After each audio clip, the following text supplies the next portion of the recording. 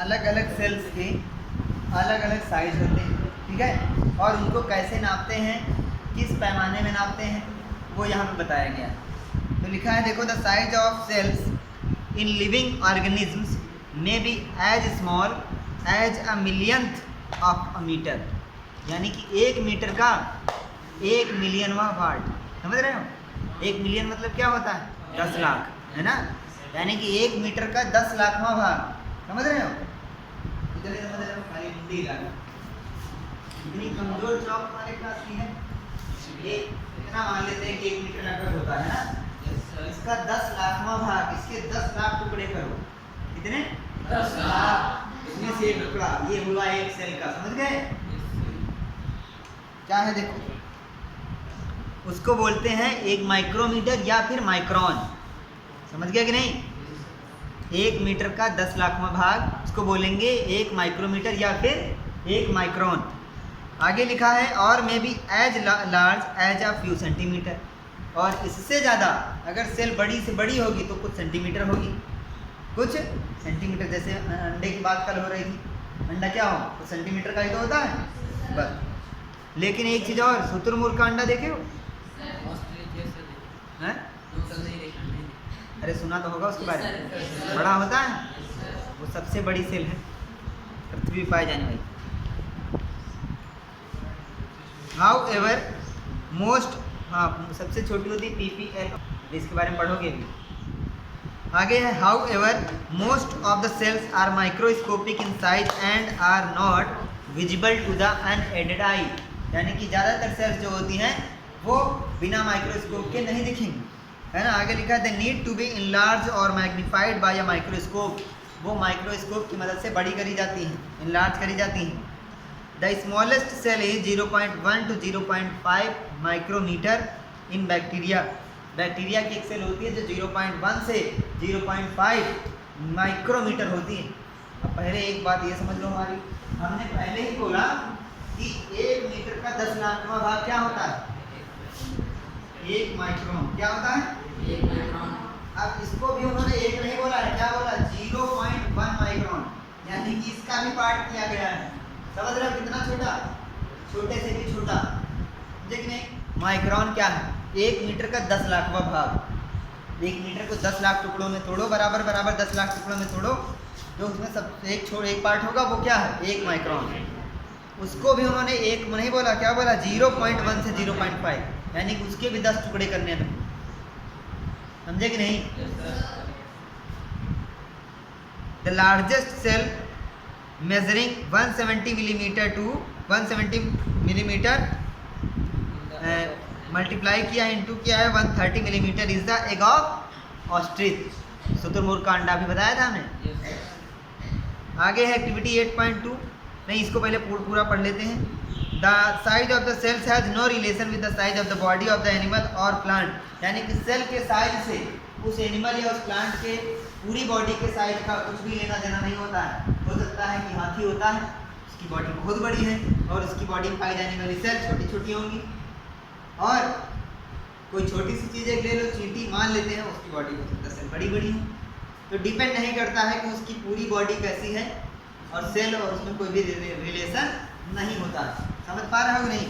आगे है, it is not necessary that the cells in the elephant be much bigger than those of in a rat, चूहे में और हाथी में हो सकता है, जरूरी नहीं कि हाथी की बॉडी में पाई जाने वाली सेल्स बड़ी ही हो, छोटी भी हो सकती है। आगे लिखा है, the size of the cell is related to its function, cell की साइज डिपेंड करता है किस पे? उसके फंक्शन पे, उसके काम पे, कैसा काम करेगा, क्या काम करेगा, उस पर निर्धारित करता है।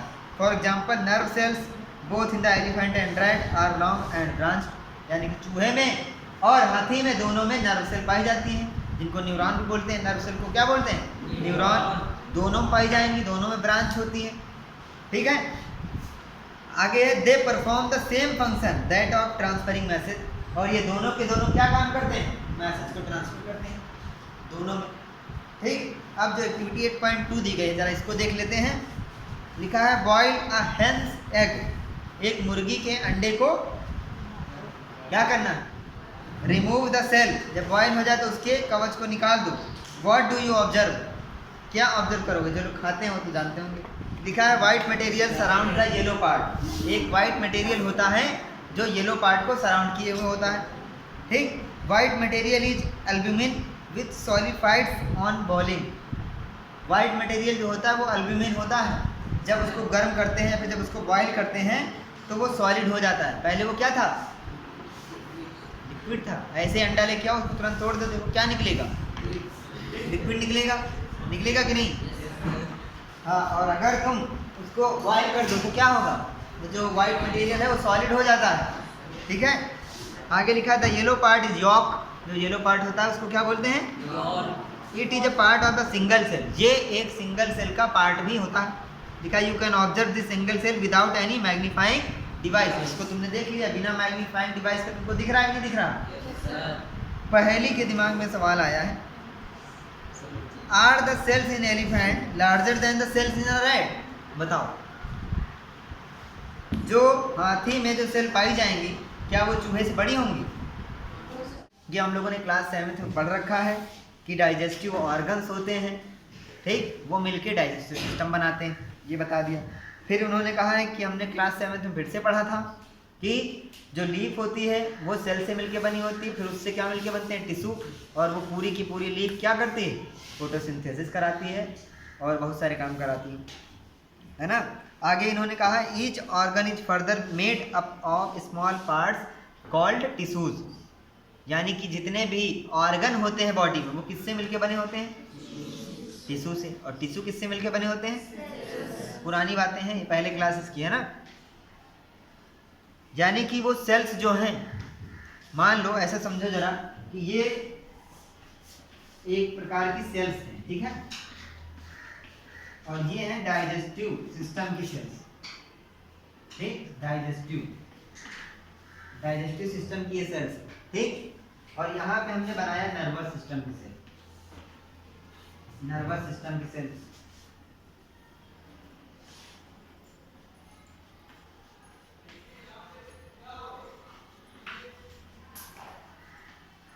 थोड़ा सा ध्यान देना है बस, ठीक। ये है डाइजेस्टिव सिस्टम की, ये नर्वस सिस्टम, ठीक। ये सेल्स मिलकर के क्या बनाएंगे, टिश्यू। ये सेल्स मिलकर के क्या बनाएंगे, टिश्यू। लेकिन दोनों टिश्यूज का काम, फंक्शन जो है और स्ट्रक्चर सेम होगा कि अलग अलग, क्योंकि उनका जो काम अलग है। जैसे जो चीज़ जैसा काम कर, जैसे कि तुम्हारे घर में भी जो टूल्स होते हैं, औजार, जिसका जैसा काम होता है वो उस आकार का होता है। एक वो जो पेचकस होता है, स्क्रू ड्राइवर, उसका देखो शेप और उसका काम ही अलग। एक प्लास होगा, उसका शेप और काम अलग। तो वैसे ही सेल्स का भी क्या होता है, अलग अलग। इन्होंने एक लाइन लिखी है, जरा इसको जरा ध्यान से देखेंगे। लिखा है tissue is a group of similar sales performing a specific function. यानी कि टिश्यू क्या है, सेल्स का ग्रुप है और इसका क्या होता है, ये एक स्पेसिफिक फंक्शन करता है। और ये फंक्शन यानी कि वो कौन सा फंक्शन, कौन सा काम करेंगे, ये कौन डिसाइड करेगा। कह रहे हैं टिश्यू जो है वो एक लाइन के अंदर कुछ छुपा हुआ है, उसको समझो। लिखा है tissue is a group of similar sales performing a specific function. कहा है टिश्यू क्या होता है, सेल्स का ग्रुप होता है, ठीक, और वो टिश्यू एक स्पेसिफिक फंक्शन करता है। यानी ये टिश्यू क्या करेंगे, नर्वस सिस्टम, ये टिश्यू क्या करेगा, डाइजेस्टिव सिस्टम। लेकिन ये नर्वस करेगा, ये वाला टिश्यू, ये कौन डिसाइड करेगा, सेल्स जिससे मिलके बना है। यही बता दो, इतना जो बात समझ गया वो पूरा कहानी समझ गया। यानी कि ये चौकोर वाली सेल क्या डिसाइड करेंगे, ये हम एग्जाम्पल के लिए बनाया है, ऐसा नहीं नर्वस की सेल चौकोर ही होती है, ठीक है। नर्वस की जो सेल है वो डिसाइड करेगी कि ये टिश्यू जो है मिलकर के, जो हमसे मिलकर के बनेंगे, वो नर्वस सिस्टम का ही काम करेंगे। यानी कि यहाँ पर ये वाली सेल डिसाइड करेगी कि हमसे मिलकर के जो टिश्यू बनेगा वो क्या करेगा, समझ आया नहीं आया। यानी कि उस टिश्यूज का, उन टिश्यूज का जो काम है वो कौन डिसाइड करेगा, सेल्स। वो उनका स्पेसिफिक काम होगा, यानी कि वो डिसाइड कौन करेगा, सेल। लेकिन स्पेसिफिक फंक्शन है किसका, टिश्यूज का। अब टिश्यूज मिलके किससे बने हैं, सेल से। समझ गए, इतना समझे। अब आगे देखो, पहेली के समझ में आ गया। पहेली ने कहा, पहेली रियलाइज्ड, पहेली को ये एहसास हुआ that an organ is made up of tissues which in turn are made up of cells। यानी कि एक ऑर्गन किसका बना होता है, टिश्यूज का, और टिश्यूज किसके बने होते हैं, सेल्स के। The cell in a living organism is the basic structural unit. शुरुआत से पढ़ते चले आ रहे हो। जैसे इस कमरे को बनाने में कौन सा बेसिक स्ट्रक्चरल यूनिट है, ब्रिक्स, ईंट। वैसे ही किसी भी लिविंग ऑर्गेनिज्म की बॉडी बनाने की जो बेसिक स्ट्रक्चरल यूनिट है वो क्या है? प्लाज्मा मेम्ब्रेन या फिर सेल मेम्ब्रेन। ठीक, अब इस कमरे के अंदर जो लोग बैठे हैं वो सेल के ऑर्गेनल्स हैं और ये दीवारें चारों क्या हो गई? Cell membrane. अब इसी तरह हमारे स्कूल में जितने भी कमरे हैं सब क्या हैं? सेल। उनकी दीवारें क्या हैं? या फिर प्लाज्मा मेम्ब्रेन। ठीक, तो अब जो कमरों को कमरे से अलग कर रही है वो क्या है? दीवार अलग कर रही है। ठीक है, तो ऐसे ही सेल को सेल से कौन अलग कर रहा है? Cell membrane. सेल वॉल नहीं बोलना है, सेल वॉल सिर्फ कुछ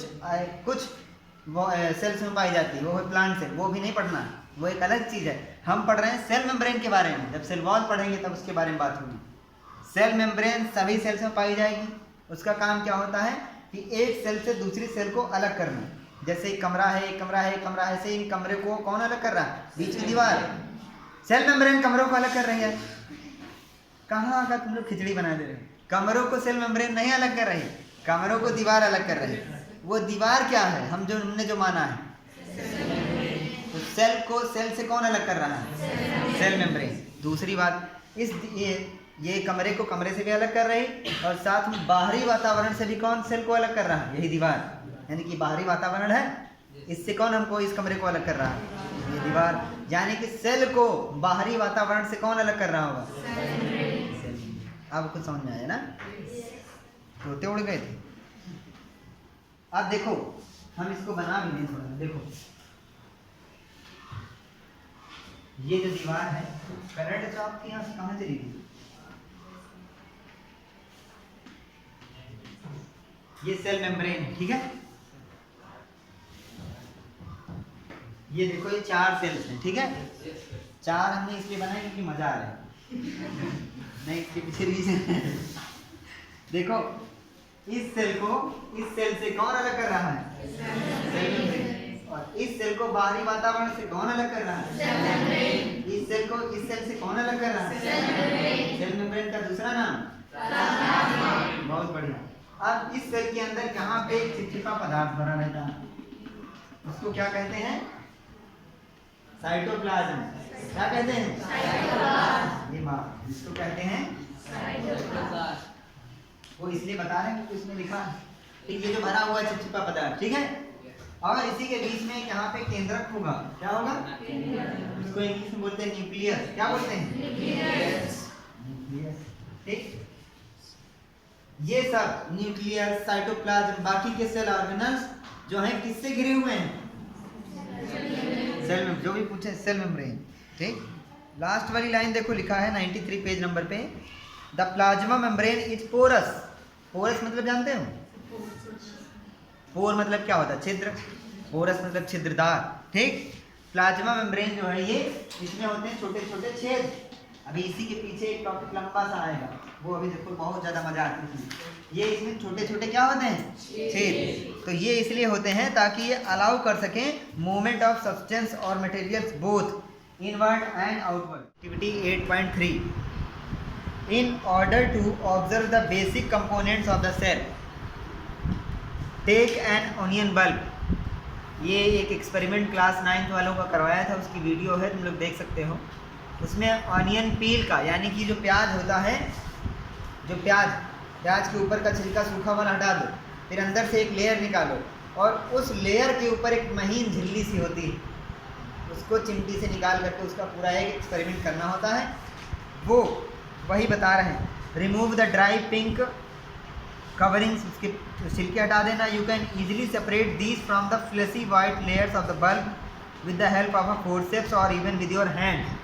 अपने हाथ से भी निकाल सकते हो या फिर फोर्सेप्स, तुम्हारे पास चिमटी हो उससे निकालना है। You can also break the onion bulb and separate out thin layer. अब देखो, जैसे ऑनियन का एक लेयर ऐसे होती गोल गोल सी, उसको बीच से ऐसे तोड़ दो, तब उसकी तुम झिल्ली पकड़ पाओगे, पकड़ के उसको निकालना है। उस थिन लेयर को काट भी सकते हैं बीच से, उस पर कुछ ड्रॉप एक ड्रॉप डालनी है मिथाइलिन ब्लू सोल्यूशन की। Place a cover slip on it. While placing the cover slip, ensure that there are no air bubbles under the cover slip। मतलब क्या करना है? पूरी एक्सपेरिमेंट सेम वही है जो 9th क्लास में करवाई गई। करना क्या होता है फिर से बता रहे हैं, ध्यान से सुनोगे। एक तुम्हें लेना है स्लाइड, ठीक, उस पर वही जो तुमने डाला है, वही प्याज का जो छिलका है एकदम झिल्ली जैसा, उसको चिमटी से उठा के सावधानीपूर्वक इस पर रखना है। उस पर कुछ बूंदे किसकी डालनी है? मिथाइलिन ब्लू सोल्यूशन की, ठीक, वो डालोगी। अब उसके ऊपर वापस से कवर स्लिप रख देना है। कवर स्लिप को चिमटी से उठा के उसके ऊपर रखोगे, और जैसे अपने फ़ोन के ऊपर ग्लास लगवाने जाते हो या लेमिनेट करवाने जाते हो तो फिर एक भी बीच में बबल नहीं आने देता हो, सेम वैसे रखते समय तुम्हें सावधानी बरतनी है कि एक भी बबल ना आए, वरना वो बबल बड़ा सा दिखेगा माइक्रोस्कोप में कि ये बड़ा सा क्या दिख रहा। पूरा कवर हो गया, अब वो तुम्हारी स्लाइड बन के तैयार हो गई। उसको तुम माइक्रोस्कोप में लगा के देख सकते हो, उसमें तुम्हें सेल दिखेंगे। समझ गए? 3-4 मिनट की वीडियो होगी, उसको देख लेना, ठीक। जो उसमें दिखेगा वो तुम्हें फिगर 8.5 में दिख रहा है, दिख रहा है। लेकिन ये येलो कलर से दिखा है, लग रहा है हल्दी डाला है, उसमें तुम्हें पिंक कलर का दिखेगा, ठीक। अब देखो लिखा है the boundary of the onion cell is the cell membrane. जो अनियन सेल की जो बाउंड्री है वही क्या है? सेल मेम्ब्रेन है। Covered by another thick covering called the cell wall.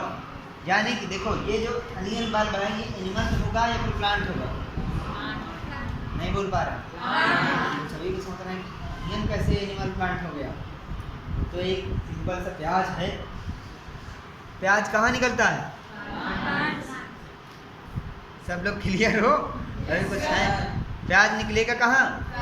Plant में। तो हमने पहले ही बताया था प्लांट की जो सेल होंगी उसमें सेल मेम्ब्रेन के बाद एक और कवरिंग होगी जिसका नाम क्या होगा?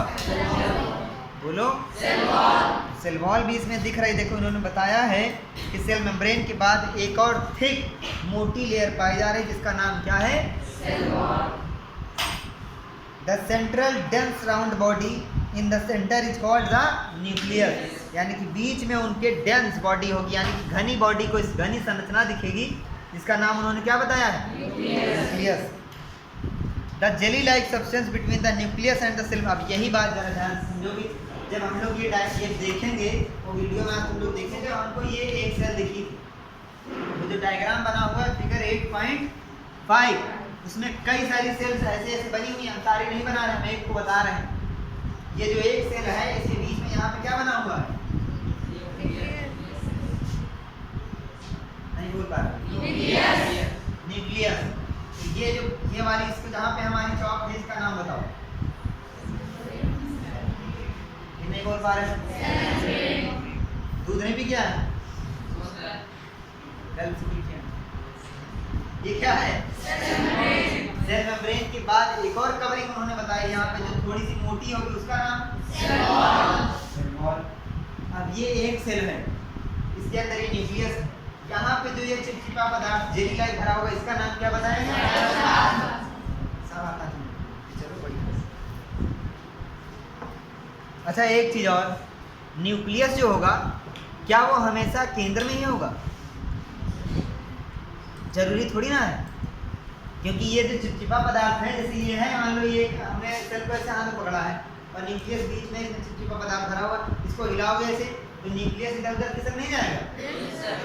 समझ रहे हो नहीं? एक बॉल आता है गाड़ी में, कार में आके रखा है तो चिपचिपा वाला, उसके अंदर भरा रहता है, उसको हिला। देखा है? Want to know why plant cell need cell walls. Plant की सेल वॉल्स की उनको जरूरत क्यों पड़ती है?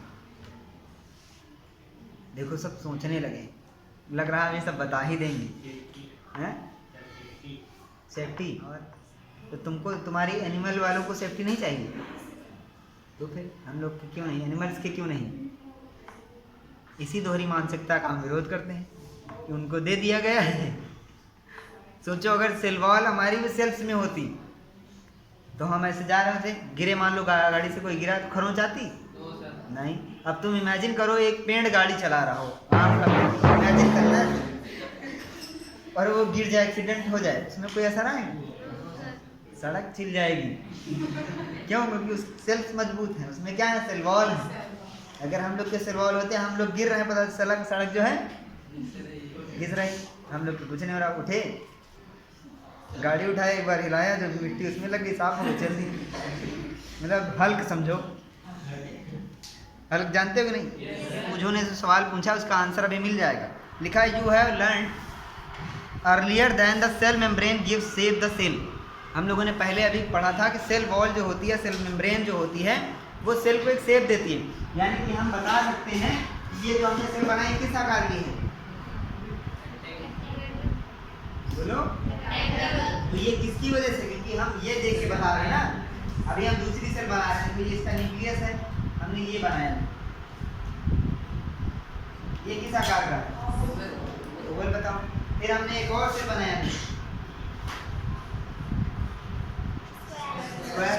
ये तुम किसकी बेसिस पे बता रहे हो, जो हमने सेल मेम्ब्रेन बनाई। तो सेल मेम्ब्रेन डिसाइड करती है उसका शेप। अब इसके बाद करें, there is an outer thick layer in cells of plants called cell wall. This additional layer surrounding the cell membrane is required by plants for protection. Plant cells need protection against variations in temperatures. अब देखो, अभी जो एक question हमने पूछा था वही समझ में आ जाएगा। High wind speed, atmospheric moisture etcetera. देखो, हम लोगों की बॉडी में या एनिमल्स की बॉडी में सेल वॉल इसलिए नहीं होती क्योंकि हम लोग टेम्परेचर के लिए, हवा की स्पीड के लिए, इन सब चीज़ों के लिए खुद को दूसरे तरीक़ों से बचा सकते हैं। जैसे हमको धूप में खड़ा कर दिया जाए अभी, तो हम हमारे जब बॉडी में या फिर धूप में हमको कोई काम करना हो, जब हमको धूप ज़्यादा लगेगी तो हम क्या करेंगे, कुछ ना कुछ प्रबंध करेंगे या छाया में चले जाएंगे। लेकिन पेड़ को तो वहीं पे रहना है, चाहे धूप हो, बरसात हो, गर्मी हो, आंधी आ जाए, तूफान कुछ भी आ जाए, साइक्लोन तक आ जाए, वहीं पे खड़ा रहेगा। तो उसको ज़्यादा मजबूती हमसे ज़्यादा चाहिए कि नहीं चाहिए? चाहिए। आगे देखो लिखा, cells can be observe in the leaf peel of tradescantia elodea और rhoeo. You can prepare a slide as in the case of onion. जैसे अनियन की स्लाइड बनाई गई है वैसे ये भी कर सकते हैं। पहली ने बूझो से पूछा है if he can also observe animal cells. पहली ने बूझो से पूछा है कि क्या हम एनिमल सेल्स को भी ऑब्जर्व कर सकते हैं, तो बताओ बूझो इसका क्या जवाब देगा। कर सकते हैं, कैसे? हाँ, कहा है एक्टिविटी 8.4 में एक क्लीन साफ सुथरी टूथपिक लेना है। अब टूथपिक क्या होता बता दिया अभी, जो दांत में खाना फंस जाए उसको निकालने के लिए। या फिर मैच स्टिक, तीली लेना है। अब तीली में मसाले वाले पार्ट को पहले तोड़ के फेंक दो, फिर तीली को कायदे साफ कर लेना है। आगे उसको अपने जो मुंह है उसके अंदर वाले सिरे में, जहाँ पे चीख है तुम्हारा, वहाँ पे उसको दीवार में उसके रगड़ना है, तो उसमें कुछ जो लिक्विड आ जाएगा उसको एक स्लाइड पे रख देना है। अब इसको ऑब्जर्व करना है तुमको। माइक्रोस्कोप में कुछ और जो सोल्यूशन बताए हैं वो डाल के उसमें क्या क्या मिलाना है। देखो 1-2 ड्रॉप्स और मिथाइलिन ब्लू सोल्यूशन के डालना है और कवर स्लिप लगानी है। माइक्रोस्कोप में देखोगे तुमको उसमें एनिमल सेल दिखेगी। किस तरीके की दिखेगी? फिगर 8.6 देखो बना हुआ दिखा। अच्छा, इसमें देखो एक नई चीज़ उन्होंने बताया है, तुम लोग के लिए वैसे तो नई ही है, कि न्यूक्लियस बना हुआ है। न्यूक्लियस की जो दीवार है उसका नाम क्या है? Nuclear membrane. और कहीं पर भी इसमें सेल वॉल दिखाई है? नहीं। समझ गए?